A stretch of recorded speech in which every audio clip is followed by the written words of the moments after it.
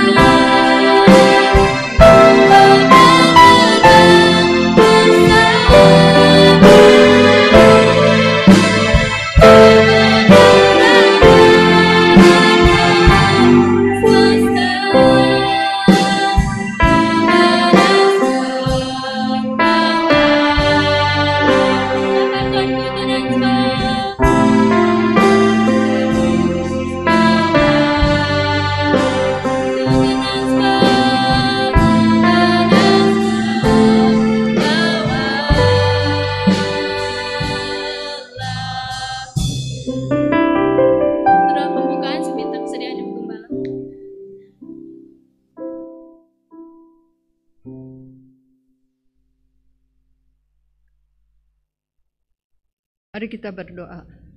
Bapa kami di dalam surga, Bapa yang kami panggil dalam nama Tuhan Yesus Kristus, dan yang saat ini juga ada bersama dengan kami Tuhan, karena kami datang kepadamu untuk beribadah kepadamu Tuhan, untuk memuji dan membesarkan namamu, untuk meninggikan Engkau Tuhan Yesus, betapa baiknya Engkau dalam kehidupan kami Tuhan, sehingga kami ada sebagaimana kami ada Tuhan Yesus.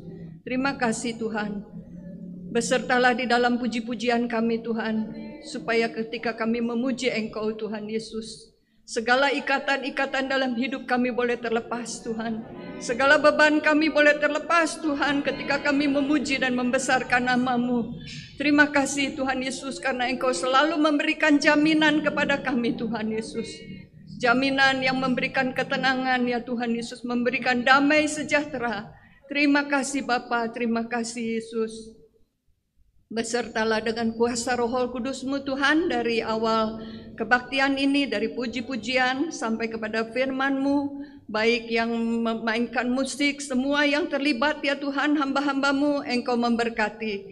Terima kasih Bapa, di dalam nama Tuhan Yesus Kristus kami berdoa dan mengucap syukur. Haleluya, amin. Di nama Tuhan, jemaat-jemaat silahkan duduk kembali. Kita akan angkat pujian kita akan menyanyikan lagu girang-girang untuk Tuhan. Kita angkat satu pujian yang berkata, "Ku tinggikan Yesus, tanpa Yesus ku tak dapat berbuat apapun juga."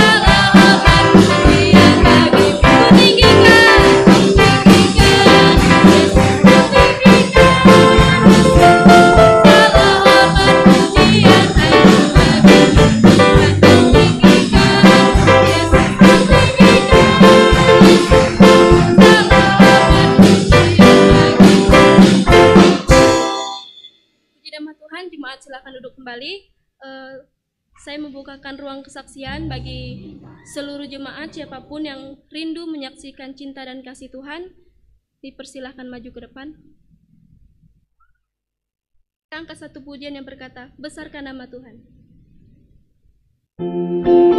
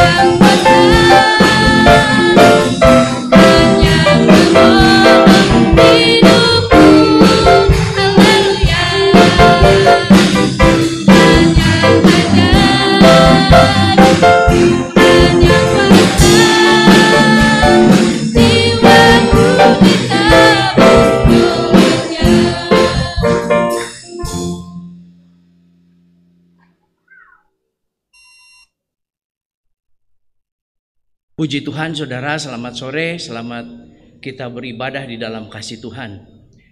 Saya rindu bersaksi kalau anak saya yang kecil, Yosua, puji Tuhan selama 6 bulan dia di training, jadi percobaan, dan puji Tuhan akhir Juni kemarin dia diterima jadi karyawan tetap di perusahaan PT Astra Honda Motor ya. Dan saya mau saksikan di sini, sebenarnya dulu saya pengen sekali kerja di perusahaan itu, di perusahaan Astra Honda ya. Tapi Tuhan gak izinkan saya, dan puji Tuhan anak saya yang dapat itu tempat pekerjaan itu, anak saya diterima di sana ya, puji Tuhan. Juga saya punya kerinduan. Saya punya tempat, ada satu tempat yang saya pengen sekali. Itu mungkin 10 tahun yang lalu saya pengen itu tempat. Sampai saya kalau lewat situ, saya pikir, wah ini tempat buat saya di dalam hati ya. Dan puji Tuhan, tempat itu walaupun lewat anak saya, tempat itu sekarang saya sudah dapatkan juga ya. Dan puji Tuhan, tempat itu Tuhan kasih luar biasa ya. Harusnya harganya standarnya berapa gitu, ini jauh lebih murah, dan itu semua karena anugerah Tuhan. Juga dulu saya pengen sekolah di ITB juga nggak bisa, nggak masuk, tapi tiga-tiganya anak saya juga masuk di sana ya. Itu semua karena anugerah Tuhan, dan saya bersyukur kepada Tuhan. Tuhan memberi yang terbaik bagi kami sekeluarga. Tuhan Yesus memberkati. Haleluya. Masih ada jemaat Tuhan yang mau menyaksikan cinta kasih Tuhan? Kalau tidak ada, kita masih sambung pujian kita, besarkan nama Tuhan. Saya mengundang semuanya untuk bangkit berdiri.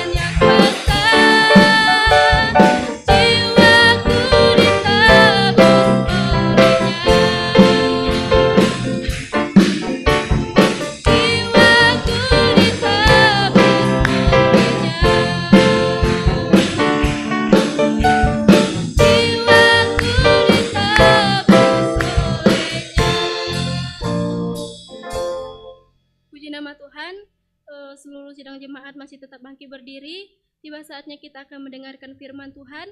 Kita persiapkan hati kita untuk menikmati kebenaran firman Tuhan. Kita angkat satu pujian yang berkata, kasih Yesus indah dalam hidupku. Haleluya.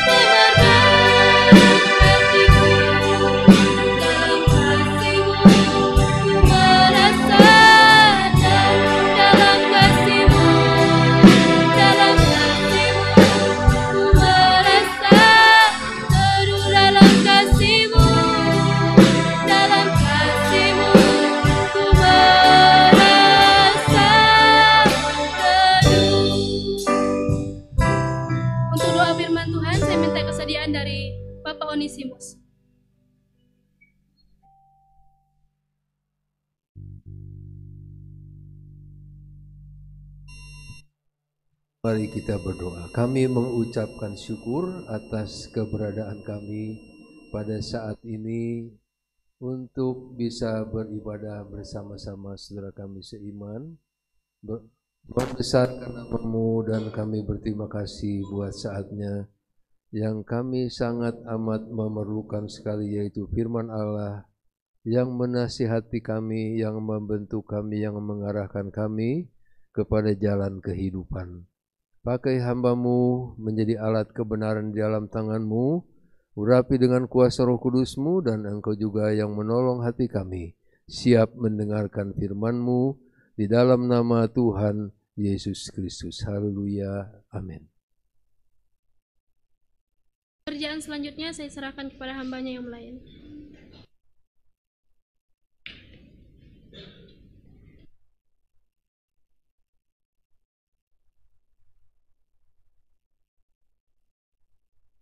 Haleluya, haleluya. Puji Tuhan, selamat sore jemaat-jemaat Tuhan Yesus Kristus yang diberkati Tuhan. Sore hari ini kita mengucap syukur Tuhan begitu baik, kita semua kuat, sehat, kita ada di rumah Tuhan karena kemurahan Tuhan. Saya berterima kasih kepada Ibu Gembala kita yang pada sore hari ini memberikan kesempatan kepada saya untuk melayani umat-umat Tuhan. Mari bersama-sama kita buka Alkitab kita di dalam kitab Wahyu pasal 2, Wahyu pasalnya yang kedua, ayatnya yang pertama sampai ayatnya yang ke-7. Wahyu pasal 2 ayat pertama sampai ke-7, saya baca dalam nama Tuhan Yesus Kristus. Kepada jemaat di Efesus, tuliskan kepada malaikat jemaat di Efesus, inilah firman dari Dia yang memegang ketujuh bintang itu di tangan kanannya dan berjalan di antara ketujuh kaki dian emas itu. Aku tahu segala pekerjaanmu, baik jeripayamu maupun ketekunanmu. Aku tahu bahwa engkau tidak dapat sabar terhadap orang-orang jahat, bahwa engkau telah mencobai mereka yang menyebut dirinya rasul, tetapi yang sebenarnya tidak demikian, bahwa engkau telah mendapati mereka pendusta, dan engkau tetap sabar dan menderita oleh karena namaku, dan engkau tidak mengenal lelah. Namun demikian, aku mencela engkau, karena engkau telah meninggalkan kasihmu yang semula. Sebab itu ingatlah betapa dalamnya engkau telah jatuh. Bertobatlah dan lakukanlah lagi apa yang semula engkau lakukan. Jika tidak demikian, aku akan datang kepadamu dan aku akan mengambil kaki dianmu dari tempatnya jikalau engkau tidak bertobat. Tetapi ini yang ada padamu, yaitu engkau membenci segala perbuatan pengikut-pengikut Nikolaus yang juga aku benci. Siapa bertelinga hendaklah ia mendengarkan apa yang dikatakan Roh kepada jemaat-jemaat. Barang siapa menang, dia akan kuberi makan dari pohon kehidupan yang ada di Taman Firdaus. Situasi kota Efesus pada waktu firman ini dituliskan adalah kota Efesus adalah satu kota maritim, satu kota pelabuhan yang begitu maju. Kenapa? Karena di sana ada pelabuhan yang besar sehingga ada banyak orang-orang dari luar Efesus yang bisa masuk keluar di sana untuk berdagang. Ya, jadi perekonomian kota Efesus begitu maju. Ada banyak orang yang datang dengan latar belakang yang berbeda-beda. Orang yang paling baik sampai orang yang paling tidak baik, orang jahat datang di Efesus untuk apa? Untuk berdagang. Kebiasaan orang Efesus juga adalah kebiasaan yang kurang bagus. Kenapa? Di tengah kota ada kuil besar namanya kuil Artemis yang dipakai oleh orang Efesus untuk menyembah berhala. Di kuil Artemis ini ada 1.000 lebih wanita yang melayani orang-orang yang datang di situ. Melayani bukan melayani baik-baik, tetapi melayani dalam hal yang negatif.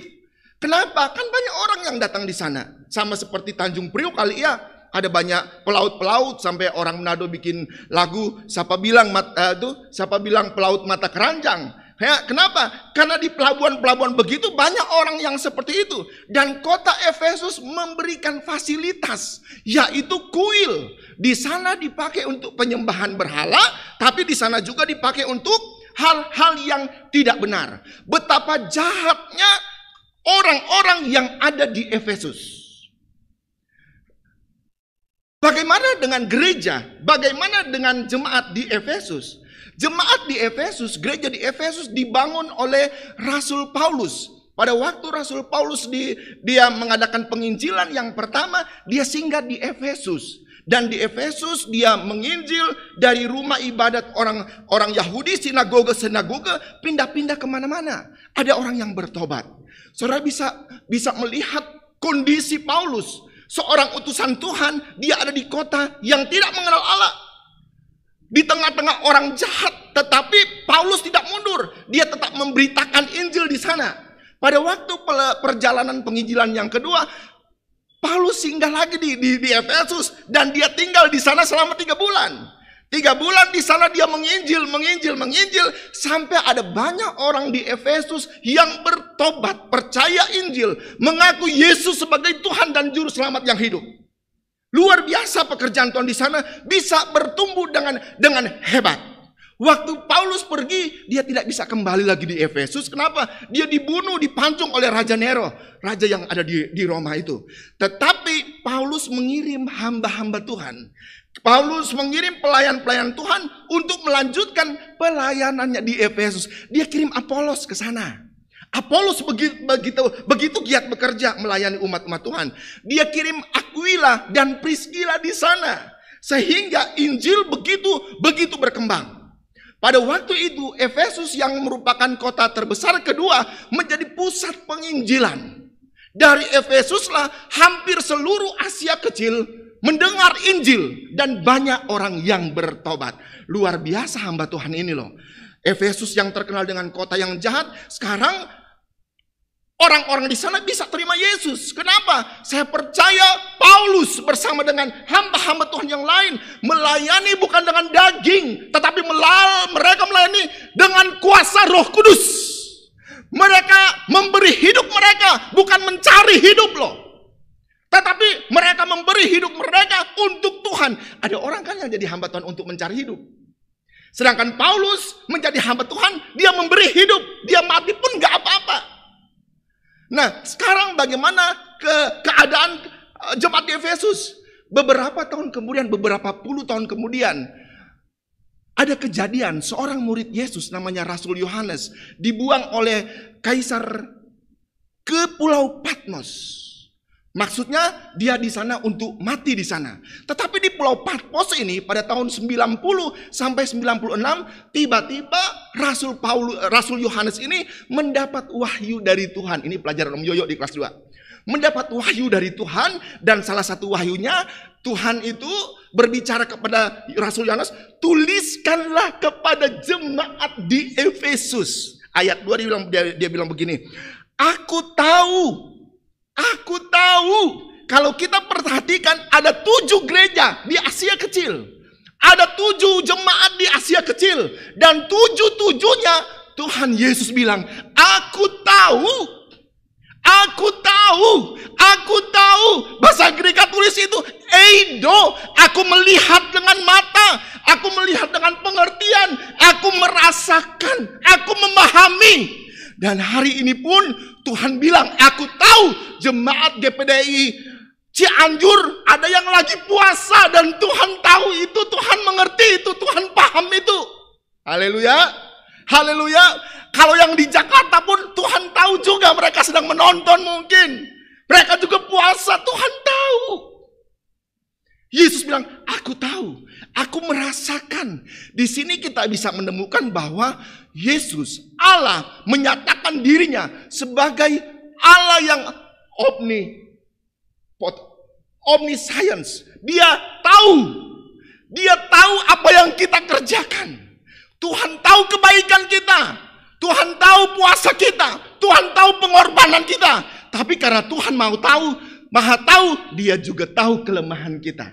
Dia juga tahu kekurangan kita. Amin, haleluya. Apa yang Tuhan tahu di jemaat Efesus? Ayat 2 berkata begini, aku tahu segala pekerjaanmu, baik jeripayamu maupun ketekunanmu. Aku tahu bahwa engkau tidak dapat sabar terhadap orang-orang jahat, bahwa engkau telah mencobai mereka yang menyebut dirinya rasul, tetapi yang sebenarnya tidak demikian, bahwa engkau telah mendapati mereka pendusta. Jemaat yang dikasih oleh Tuhan, Allah bilang, Yesus bilang, aku tahu. Artinya Tuhan tidak akan pernah melupakan apa yang sudah dikerjakan oleh jemaat Efesus. Allah memperhatikan apa yang kita kerjakan untuk Tuhan. Sekecil apapun juga Tuhan tahu, dan Tuhan tidak akan pernah melupakan itu. Tuhan tahu plus kita loh. Tuhan tahu kebaikan kita, tetapi Tuhan tahu juga minus kita. Haleluya. Jadi jangan kira Tuhan tidak menilai. Alkitab bilang, Rasul Paulus bilang katanya 1 Korintus 15 ayat 18, karena itu saudara-saudara, berdirilah teguh. Segala usahamu di dalam Tuhan katanya tidak sia-sia. Amin. Haleluya. Kebaktian kita pagi sore hari ini tidak sia-sia. Jeripayah kita tidak sia-sia. Tadi kesaksian dari Bapak Aan, berapa puluh tahun lalu dia pengen masuk ITB, tidak bisa. Tapi Tuhan tidak lupa dengan kerinduan dia, walaupun nanti anaknya yang dapat. Tuhan tahu. Tuhan tahu kesetiaan kita. Katanya Tuhan tahu jeripayah kita. Artinya betul-betul jemaat Efesus ini giat loh. Kalau sekarang ada seminar orang Cianjur bisa ke Jakarta. Ngapain ke Jakarta? Di Cianjur ada gereja. Di Cianjur ada firman. Saking giatnya cari pendeta yang sakti-sakti gitu loh. Di mana-mana tempat jemaat Efesus begitu giat dengan hal-hal yang seperti ini. Mereka bercerita, mereka bertekun dalam ibadah. Kita satu minggu, Rabu kebaktian, Minggu pagi, Minggu sore, 3 kali untuk umum. Tetapi jemaat di Efesus dari Senin sampai Senin ada terus kebaktian. Hadir terus di rumah Tuhan. Ini hal yang luar biasa. Dan apa? Tuhan memuji itu. Aku tahu jeripayamu, aku tahu jeri lelamu. Kamu kan tidak sabar kepada orang-orang jahat. Artinya orang Efesus tidak pernah kompromi dengan siapapun juga. Melawan orang jahat, melawan nabi palsu. Malah dia bilang katanya orang Efesus itu menderita, bertahan dalam penderitaan. Saya mau berkata bahwa salah besar kalau kita mau jadi orang Kristen. Kalau kita mau ke gereja dengan alasan kalau saya jadi pengikut Yesus, kalau saya ke gereja semua akan baik-baik saja. Saya akan baik-baik saja, saya akan nyaman, saya akan sukses. Salah besar. Alkitab bilang, Filipi 1 ayat 29, kita dipanggil bukan untuk percaya saja kepada Tuhan Yesus Kristus, tetapi kita juga dipanggil untuk menderita. Haleluya. Amin. Haleluya. Nah, jemaat Efesus mengalami hal ini. Betul-betul luar biasa jemaat Efesus. Kenapa? Karena hamba-hamba Tuhan yang luar biasa.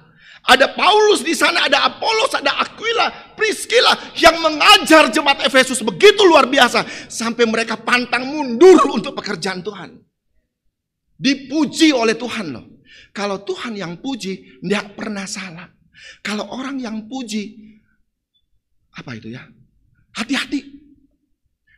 Kalau orang memuji itu bukan orang miskin. Yang dipuji bukan orang miskin. Puji Tuhan ya kamu miskin ya. Puji Tuhan ya kamu begini miskin ya susah ya. Puji Tuhan kamu sakit-sakit. Enggak. Orang akan datang memuji untuk orang yang diberkati. Puji Tuhan kamu kaya, kamu baik, kamu begini, kamu begitu. Dan orang yang dipuji juga terima pujian itu jadi sombong. Yesus betul memuji orang-orang jemaat Efesus. Tetapi pujian yang Yesus sampaikan itu murni asli dari hatinya. Kita akan memuji orang untuk mendapatkan sesuatu. Kita memuji orang untuk menjatuhkan orang itu. Hati-hati dengan pujian. Om Yo pernah ngajar katanya, kalau kamu jadi hamba Tuhan, kamu harus punya 2 kantong. Kantong yang kiri sini, kanan sini, yang satu bolong, yang satu jangan dibolongin. Supaya kalau ada orang yang puji kamu katanya, taruh di kantong yang bolong, biar pujian itu jatuh lagi ke bawah. Jangan taruh pujian itu di kantong yang bagus, jangan simpan pujian itu. Karena pujian itu akan mendatangkan celaka bagi kita. Tetapi kalau kita dihina, kita dianggap rendah, kita disepelekan, itu adalah kesempatan kita untuk naik kelas dalam iman kepada Tuhan Yesus Kristus. Amin. Hati-hati dengan yang suka memuji-muji orang. Hati-hati juga yang makan pujian itu. Itu sudah tanda-tanda kejatuhan. Mending kita disepelekan, diomongin yang tidak benar, daripada kita dipuji-puji. Soalnya kalau manusia yang memuji itu kan ada maksudnya, ada udang di balik ketang. Ada udang di balik batu. Tetapi kalau Tuhan yang memuji, apa itu ya? Betul-betul benar, tidak salah. Amin. Jadi jemaat itu dipuji, pelayannya baik, mereka memberikan waktu untuk Tuhan. Sekarang sangat susah mencari jemaat yang betul-betul memberikan waktu bagi Tuhan. Sudah mau firman Tuhan baru datang. Jemaat Efesus memberikan waktu loh bagi Tuhan. Belum selesai, kan ada yang saya lihat begitu. Belum selesai, belum ada doa berkat, sudah kuculuk pulang. Dia tidak diberkati, dia cuma dengar firman Tuhan, tapi dia tidak diberkati lewat doa berkat. Jemaat Efesus itu memberikan waktunya betul-betul untuk Tuhan. Waktu hari kebaktian, hari itu untuk Tuhan, benar-benar untuk Tuhan. Tidak ada yang lain. 1 jam kok. Paling tinggi 1,5 jam. Kenapa sampai begitu? Karena ajaran. Karena didikan dari Paulus, didikan dari Apolos, didikan dari Aquila dan Priscilla betul-betul tertanam dalam kehidupan jemaat Efesus. Haleluya, kita bersyukur kita digembalakan oleh Om Yoyo walaupun dia sudah pergi. Tetapi ada nilai-nilai rohani yang begitu besar, begitu luar biasa yang dia tinggalkan. Saya akan heran, saya akan protes sama Tuhan Yesus kalau sampai ada jemaat GPD Cianjur cari pendeta yang gak benar. Apa kurang firman Tuhan yang disampaikan oleh Om Yoyo? Kalau sampai ada jemaat ikut ajaran sesat, terlalu. Kan sekarang banyak pendeta-pendeta sakti dan banyak orang-orang yang ikut. Ada banyak pendeta yang khotbahnya luar biasa dan banyak orang yang ikut, tetapi ujung-ujungnya maut. Aneh bin ajaib kalau sampai ada jemaat GPDI Cianjur yang seperti itu. Apa itu? Bela-belain ke Jakarta untuk mengikuti pendeta yang tidak jelas. Hati-hati juga cari gembala. Hati-hati juga cari pendeta. Hati-hati juga jadi pembimbing rohani. Kemarin pulang gereja, tiba-tiba ada 2 wanita nunggu saya. Mau apa? Saya mau ketemu Pak Ruben. Ibu siapa? Saya dokter. Saya dokter baru di rumah sakit sana. Oh, puji Tuhan. Saya ahli gizi. Mau apa ibu? Sama ibu satu. Saya ada terbeban untuk pekerjaan Tuhan. Dia mau datang di di LP. Dia mau datang kemana-mana untuk mencari jiwa yang termasuk katanya pendeta yang di sana dan masuk penjara di sini. Dan kemarin dia telepon, Pak Ruben saya sudah ketemu pendeta yang di sana, yang di penjara sini. Tapi saya cuma bisa video call, tidak bisa ketemu dengan sana. Pegawai-pegawai di sana tidak boleh. Jemaat Efesus tidak terpengaruh. Mungkin kalau malaikat juga datang, mereka tidak akan terpengaruh. Karena Paulus pernah bilang, hati-hati itu, malaikat juga bisa berubah. Wujud untuk jadi orang baik, masalah kayak terang. Padahal dia nabi pesesat, nabi palsu. Padahal dia pemecah belah. Ajaran Paulus begitu tertanam dalam kehidupan orang-orang Efesus. Haleluya. Sekarang ada pertanyaan juga di sini nih. Apakah kesetiaan jemaat Efesus? Apakah jerih payah mereka? Apakah penderitaan mereka membela pekerjaan Tuhan cukup sudah? Sudah menjadi tiket bagi mereka untuk masuk surga? Enggak.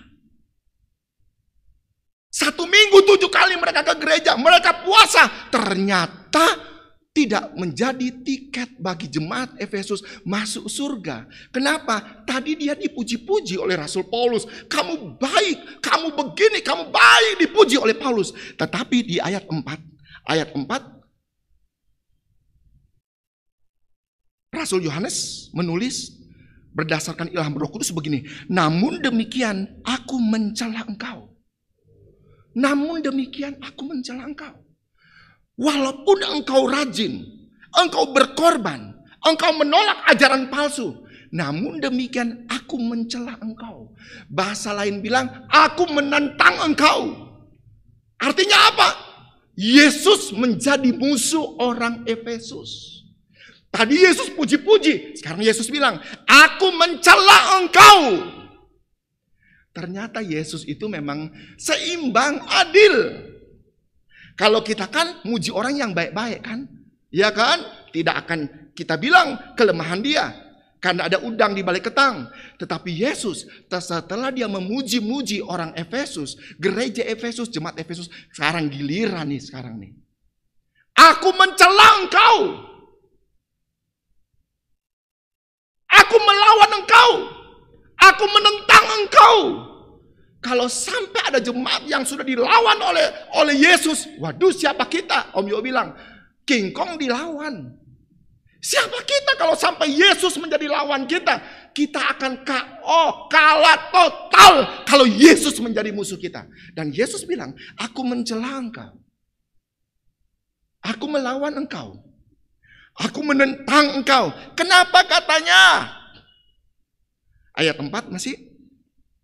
Namun demikian aku mencela engkau, karena engkau telah meninggalkan kasihmu yang mula-mula. Betapa dalamnya engkau sudah jatuh. Ternyata orang Efesus yang begitu rajin melayani, yang begitu rajin, begitu mati-matian membela Tuhan, dicela oleh Tuhan. Kenapa? Engkau sudah meninggalkan kasihmu yang mula-mula. Mereka giat, tapi giat tanpa pengertian.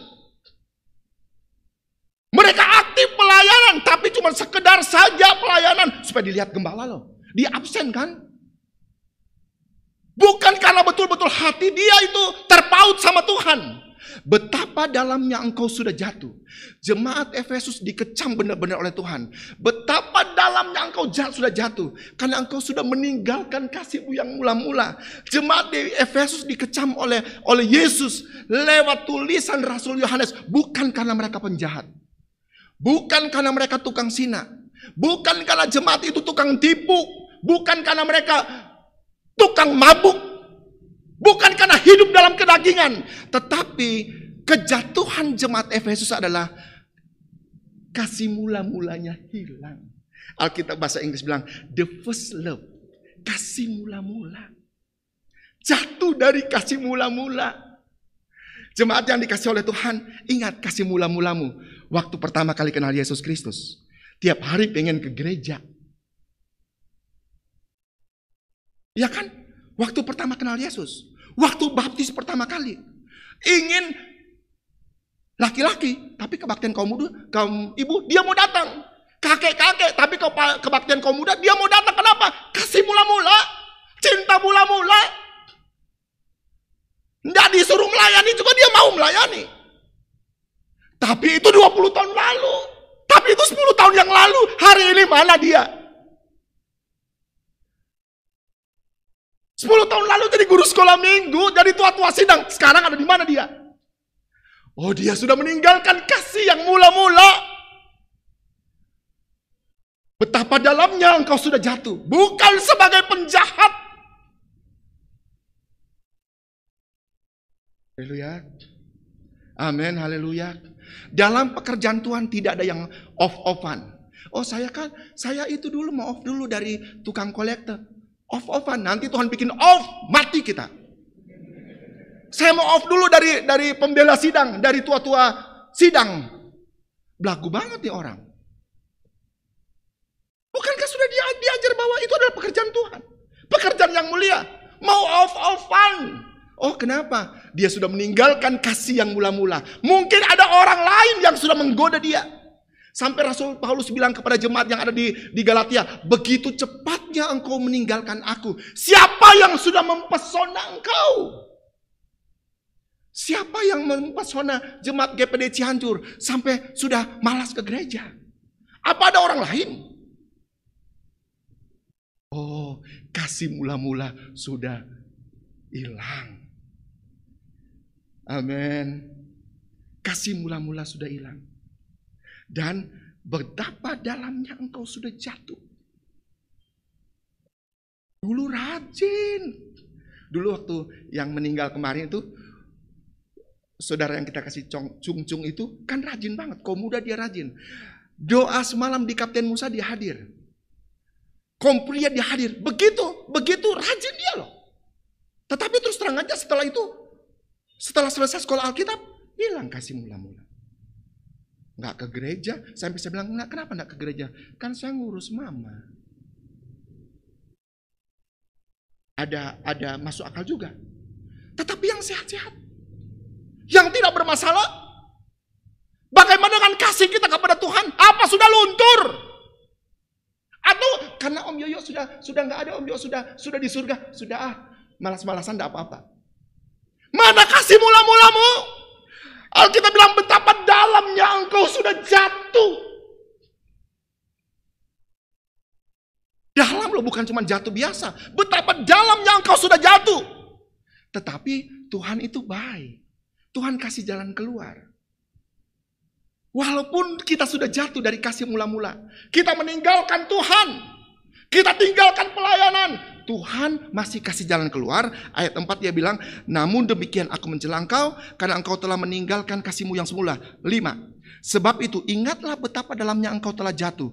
Bertobatlah. Yang sudah meninggalkan kasih yang mula-mula.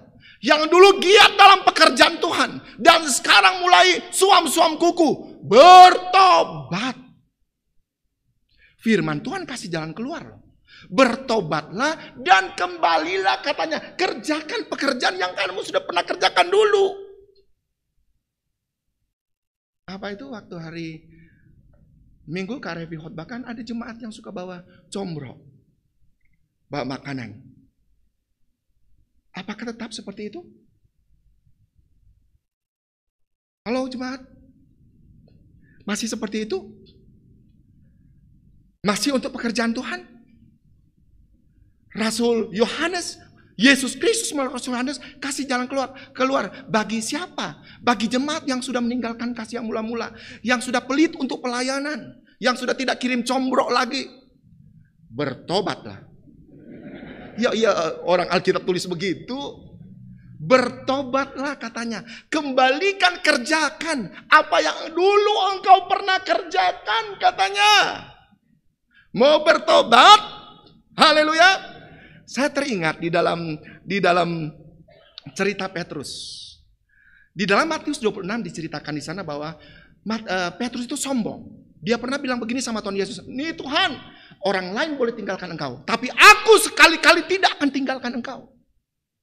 Sombong Petrus, mulut besar, janji kepada Tuhan itu luar biasa. Jemaat juga kan kadang-kadang begitu. Nanti kalau saya diberkati saya setia sama Tuhan. Nanti kalau saya dapat bayi, dapat anak, saya setia sama Tuhan. Setelah dikabulkan oleh Tuhan, tidak ada ke gereja. Petrus begitu, si mulut besar. Dia bilang, orang lain boleh gugur iman. Orang lain boleh tinggalkan engkau Tuhan. Tetapi aku, Petrus, sekali-kali tidak akan meninggalkan engkau. Jangan terlalu banyak janji deh ya. Buktikan saja. Petrus janjinya luar biasa. Tetapi dalam pasal yang sama, ada orang lihat, kamu kan murid dia. Enggak. Sampai 3 kali ada hamba, ada anak perempuan kecil. Dan dia bersumpah loh Petrus. Tidak, saya tidak kenal orang itu. Dia pakai sumpah-sumpah. Pakai sumpah-sumpah.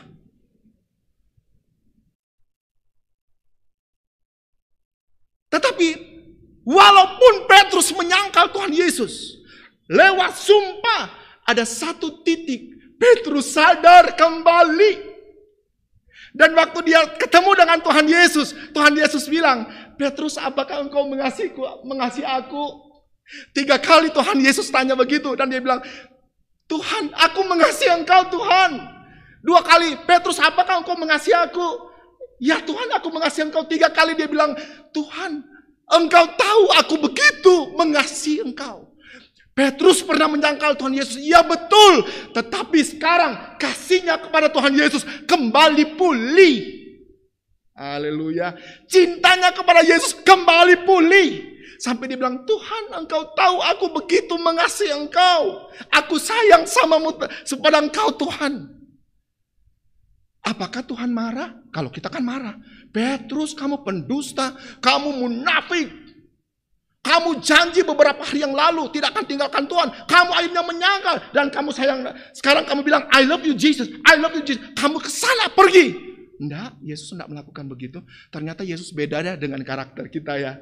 Kita kan kalau orang sudah bikin sakit hati, bikin salah, 1 kali lagi, stop. Apakah kata-kata itu pernah muncul kepada kita? 1 kali lagi, sudah, cukup. Tidak ada maaf bagimu. Dan itu dilakukan benar loh. Tapi Yesus, walaupun Petrus sudah menyangkal dia 3 kali, ada 1 titik bahwa Petrus bertobat. Dan dia kembali pada cintanya yang mula-mula kepada Tuhannya. Tuhan, engkau tahu, aku begitu mengasihi engkau. Yesus tidak marah. Yesus tidak usir Petrus. Tetapi Yesus melihat hati Petrus yang sudah dirobahkan oleh Roh Kudus. Dia ingin kembali pada kasihnya, cintanya yang mula-mula kepada Yesus. Dan kita baca dalam Kisah Rasul, dalam sejarah gereja. Orang yang ditobatkan oleh Yesus, oleh Petrus jauh lebih banyak daripada yang lain-lain. Sekali khotbah 5.000 orang bertobat. 2 kali khotbah 3.000 orang bertobat. Kenapa? Petrus mengembalikan cinta mula-mulanya kepada Yesus sampai dia diurapi luar biasa oleh Tuhan Yesus Kristus. Amin. Yang pernah salah, jangan tinggal dalam kesalahan.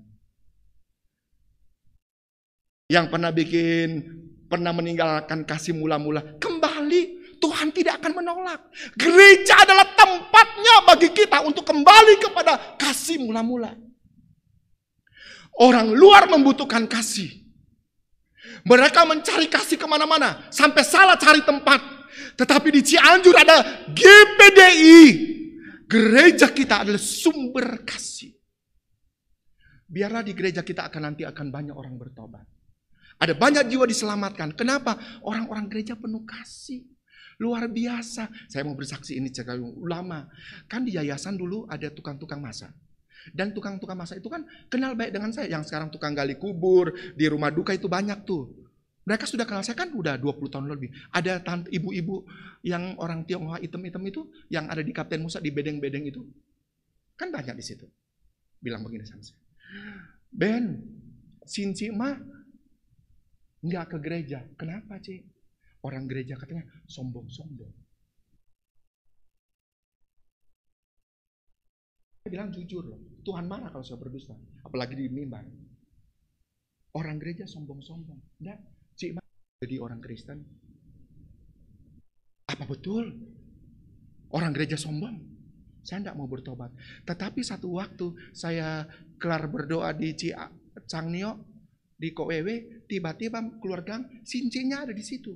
Dan dia lihat, Ben, saya sudah baptis. Saya sudah ke gereja. Saya sudah baptis. Enggak lama mati dia. Pasti cuma tahu kan si yang hitam-hitam itu, yang tinggal di dekat Ciin dulu itu. Tapi dulu dia tidak mau katanya, karena orang-orang sombong, orang gereja sombong. Tetapi ujung-ujungnya dia bisa dibaptis, dia kenal Tuhan, dia bisa bertobat. Ada berapa banyak orang di Cianjur yang membutuhkan kasih itu. Dan kasih itu ada sama kita. Turunkan gengsi kita sedikit deh. Standar kita turunin dikit deh ya. Biar ada banyak orang bertobat. Karena ada banyak orang yang butuh kasih. Dan gereja kita sumber kasih. Mereka tidak akan dapatkan itu di tempat lain. Cuman ada di sini. Mau berbagi kasih? Haleluya. Anak yang bungsu dalam Lukas pasal 15 mulai ayat 32. Diceritakan anak bungsu ini datang sama papanya. Papa bagi harta. Karena dia sudah dewasa, papanya bagi harta. Saya heran anak ini loh. Dia tinggal di rumah yang megah. Papanya kaya raya. Dia tinggal dengan papanya. Rumah yang besar. Tapi dia, apa tuh? Dia tidak perlu papanya. Dia tidak perlu kasih papanya. Yang sudah dari kecil membesarkan dia dengan penuh kasih. Sekarang dia sudah besar, dia bilang, papa bagi harta. Saya ingin pergi. Aneh anak ini loh. Ada papanya yang sayang dia. Ada di rumah yang segala fasilitas tersedia. Sekarang dia mau tinggalkan papanya. Dia mau tinggalkan rumah itu yang penuh dengan kasih. Ada lagu dunia dulu. Rumah kita sendiri. Kan ada begitu kan ya. Saya cuma tahu di situnya. Rumah kita sendiri. Ini anak minta bagian harta dari papanya. Dan dia pergi ke kota. Dan di kota yang dia alami adalah kemiskinan, penderitaan. Dia tinggalkan kasihnya, kasih papanya, kasih di rumahnya. Dia ke kota, yang dia dapat adalah penderitaan, kesusahan. Orang-orang tidak mau lihat dia. Dulu waktu dia kaya, semua orang datang. Setelah dia tidak punya apa-apa, semua pergi. Dan Alkitab bilang, dia lapar, dia ingin makan makanan babi. Tapi tidak ada yang mengizinkan. Tiap hari dia duduk di pinggir kandang babi. Dan mungkin sambil nyanyi, betapa malang nasibku. Tetapi ada satu waktu dia sadar. Dan dia berpikir, aduh, di rumah papaku, pembantu-pembantu makan loh. Papaku banyak orang. Di sana mereka hidup sejahtera. Aku mau pulang ke rumah papa. Dan Alkitab bilang, dia bukan cuma ingin pulang, dia bertindak. Dia bangkit dari kandang babi itu dan dia berjalan. Nggak apa-apa, saya dijadikan papa saya pembantu aja, nggak apa-apa. Yang penting saya mau pulang. Tetapi apa yang dia dapatkan di sana? Apa papanya usir dia? Anak kurang ajar, pergi kau. Kau sudah menghamburkan harta papa. Pergi. Enggak. Alkitab bilang, tangannya terbuka. Tangan papanya terbuka. Menyambut anak durhaka ini. Anak durhaka ini kembali kepada cintanya kepada papanya. Yang dia sudah tinggalkan berpuluh-puluh tahun. Menghabiskan hartanya. Dia ingat, aku punya papa. Dan papanya menyambut dia dengan tangan terbuka. Dan papanya bilang, ambil cincin, ambil sandal, ambil jubah, pakaikan kepada anakku yang dulu sudah hilang, sekarang kembali. Ambil lembu yang paling tambun. Ada pesta di situ. Dia sadar, dia kembali kepada kasihnya yang mula-mula. Kepada cinta kepada papanya, kepada rumahnya. Dia temukan itu lagi di rumah papanya, dalam pribadi papanya. Yang pernah tinggalkan Tuhan, kasih tahu, cepat pulang ke rumah papa. Saudara-saudara kita, teman kita yang tinggalkan Tuhan, kasih tahu, cepat pulang ke gereja. Bapa menunggu dengan penuh kasih, dengan penuh cinta. Balik ke gereja sebelum makan makanan babi. Haleluya. Anak bungsu ini sadar, oh ternyata saya kehilangan kasih. Saya tidak temukan kasih di kota besar. Saya tidak menemukan kasih di teman-teman saya. Saya harus kembali kepada kasih saya yang mula-mula. Dan itu cuma ada di papanya. Cuma ada di rumahnya. Dan waktu datang betul papanya begitu mengasihi dia. Begitu menyambut dia. Kenapa? Kasihnya begitu luar biasa. Amin, haleluya. Haleluya. Ayat 5. Ayat 5. Begini bunyinya. Sebab itu ingatlah betapa dalamnya engkau telah jatuh, bertobatlah dan lakukan lagi apa yang semula engkau lakukan. Jika tidak demikian, aku akan datang kepadamu dan aku akan mengambil kaki Dianmu dari tempatnya. Jikalau engkau tidak bertobat, aku akan mengambil kaki Dian. Kaki Dian itu dalam tabernakel ada dalam ruang kudus. Fungsi kaki Dian itu menerangi ruang kudus itu. Ruang kudus itu cuma punya satu-satunya alat penerang, yaitu kaki Dian. Kaki Dian itu bersinar. Dan kaki Dian itu bicara soal terang. Kaki Dian itu bicara soal Roh Kudus. Dan Alkitab bilang, Yesus bilang, kalau engkau tidak bertobat, aku akan mengambil kaki Dian dari tempatnya. Yang tidak bertobat, yang tidak kembali kepada kasih kasih mula-mula. Ingat, karunia Roh Kudus akan diambil oleh Tuhan dari kita. Akan diambil oleh Tuhan. Kita tidak bisa jadi terang lagi. Roh Kudus kita tidak akan berfungsi lagi. Kenapa? Kita kehilangan kasih. Sangat bahaya kalau sampai Tuhan mengambil kaki Dian dari dalam hidup kita. Daud bilang begini, Tuhan, aku boleh dihukum apa saja, tetapi jangan ambil roh-Mu dari dalam aku. Jangan ambil roh-Mu dari dalam aku. Jangan ambil kaki Dian itu Tuhan. Biar dia tetap ada dalam aku. Boleh hukum, tapi satu, jangan ambil kaki Dian ini. Saya berdoa biar kita tetap, Roh Kudus tetap menyala-nyala dalam kita. Layanilah Tuhan. Amin. Layanilah Tuhan. Ibu gembala kita, Kak Revin, tidak bisa kerja sendiri. Perlu dukungan dari jemaat-jemaat. Perlu doa dari jemaat-jemaat. Kaki Dian harus bersinar. Harus menerangi Cianjur. Kalau tidak, dia akan diambil oleh Tuhan. Ayat terakhir katanya begini. Siapa bertelinga, hendaklah ia mendengarkan apa yang dikatakan Roh kepada jemaat-jemaat. Dulu saya punya guru namanya, suka nginep di Katen Musa, Om Yokalo, J.K. Lukas. Dia ininya, telinganya, apa itu? Cacat kan, begini telinganya. Dia kalau marah-marah di kelas, pakai bahasa Manado campur-campur. Lebih baik kita, lebih baik saya katanya. Telinga saya cacat begini. Tetapi kalau saya mau dengar firman Tuhan, dia masuk di sini, tidak akan keluar, kena ketutup begini. Daripada kamu, dia bilang begitu, telingamu lengkap, ada dua, ada lubangnya. Tetapi kamu dengar firman Tuhan, masuk di sini, keluar di sini. Betul juga ya, Sob Yokalo ya. Dan firman Tuhan berkata, barang siapa yang punya telinga katanya, hendaklah mendengar. Punya telinga? Jemaat punya telinga? Berarti mendengar. Yang terakhir sekali, barang siapa menang, ia akan kuberi makan dari pohon kehidupan yang ada di taman Firdaus Allah. Ini janji bagi orang yang bertobat, dan kembali kepada kasih mula-mula. Dia akan diberi makan oleh Tuhan di taman Firdaus dengan buah yang, nggak ada di Cianjur, nggak ada di dunia. Puji Tuhan, Tuhan Yesus memberkati kita semua. Saya minta pemain musik dengan hormat maju ke depan. Kita nyanyikan pujian Mengasihi, Mengasihi Lebih Sungguh.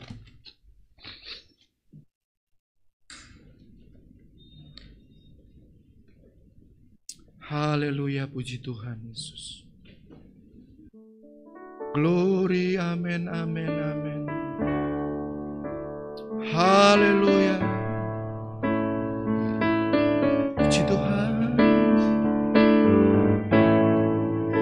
Mengasihi, mengasihi lebih sungguh. Haleluya. Mengasihi, mengasihi lebih sungguh. Glory. Tuhan lebih dulu mengasihi kepadaku, mengasihi, mengasihi lebih sungguh. Mengasihi, mengasihi, amin, amin, amin Tuhan. Mengasihi, mengasihi lebih sungguh. Haleluya. Mengasihi, mengasihi lebih sungguh. Glory, glory. Oh Tuhan lebih dulu mengasihi kepadaku, mengasihi. Haleluya, glory, glory, glory. Lebih mengasihi, mengasihi. Angkat tangan kananmu di hadapan Tuhan. Amin, amin, amin. Haleluya. Mengasihi lebih sungguh. Haleluya. Mengasihi, mengasihi lebih sungguh. Oh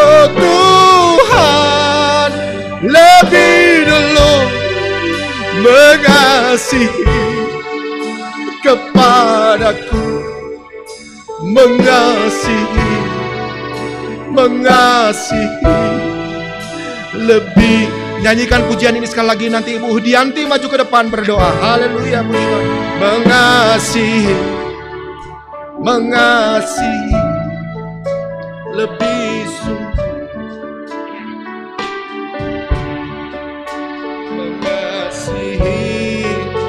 mengasihi. Mari kita semua bangkit berdiri. Haleluya, puji Tuhan. Amin, Tuhan Yesus. Oh Tuhan, lebih dulu mengasihi kepadaku, mengasihi lebih. Haleluya Tuhan. Saudara-saudara yang terkasih, mari kita sama-sama berdoa. Haleluya Tuhan. Terima kasih Tuhan Yesus untuk saat yang indah di mana pada hari ini kami sudah mendengarkan kebenaran daripada firman-Mu Tuhan. Dan biarlah firman-Mu itu boleh tertanam, termeterai di dalam hati kami, di mana kami boleh dibangkitkan Tuhan Yesus di dalam kasih yang mula-mula dikembalikan Tuhan, sehingga kami boleh tetap merindu datang kepada Engkau, bukan karena satu kebiasaan datang di rumah-Mu Tuhan, tetapi karena kasih-Mu yang menuntun kami, yang mengikat kami, yang memberikan kami kesadaran bahwa Engkau adalah Allah kami yang sungguh besar dan luar biasa. Terima kasih untuk firman-Mu Tuhan, dan biarlah apa yang kami dengar pada saat sore hari ini, itu boleh menjadi bagian dalam kehidupan kami, yang merubahkan kehidupan yang lama menjadi kehidupan yang baru, yang semakin hari semakin berkenan kepada Engkau. Terima kasih Tuhan untuk hamba-Mu yang sudah menjadi saluran berkat bagi kami, memberikan kekuatan, kesehatan Tuhan Yesus, membukakan setiap rahasia daripada firman-Mu, sehingga firman-Mu boleh diberitakan bagi banyak jiwa-jiwa, dan boleh banyak jiwa-jiwa yang datang bertobat kepada Engkau. Engkau pakai lebih heran lagi. Terima kasih Yesus, terpujilah nama-Mu senantiasa. Kami sungguh beruntung menjadi anak-Mu. Kami sungguh beruntung ada pada saat ini di tempat ini Tuhan. Terima kasih Yesus. Bila sebentar kami akan membagikan sebagian daripada berkat yang Tuhan sudah berkati kami. Biarlah Engkau memberkati setiap tangan-tangan yang terulur. Dan kami boleh memberikan dengan kasih, sebab Engkau terlebih dahulu mengasihi kami. Terpujilah nama-Mu di dalam berkat nama Tuhan Yesus Kristus. Haleluya. Amin.